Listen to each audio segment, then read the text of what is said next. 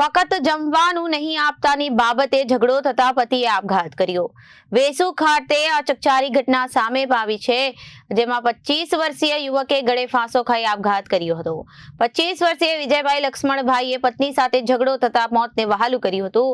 નોકરી પરથી પરત આવ્યા બાદ જમવાની બાબતમાં પતિ પત્ની વચ્ચે ઝઘડો થયો હતો, જેણે ઉગ્ર સ્વરૂપ ધારણ કર્યું। જમવાનું નહીં આપવાના બાબતે ઝઘડો થતા પતિએ આપઘાત કર્યો। વેસુ ખાતે રહેતા 25 વર્ષીય યુવકે ગળે ફાંસો ખાઈ આપઘાત કર્યો હતો।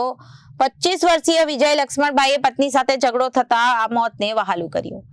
નોકરીથી પરત આવ્યા બાદ જમવાની બાબતમાં પત્ની સાથે ઝઘડો થયો હતો અને 25 વર્ષીય યુવકે 3 સંતાનોનો પિતા હતો। યુવકે આપઘાત કરી લેતા 3 સંતાનોએ પિતાની છત્રછાયા ગુમાવી દીધી હતી।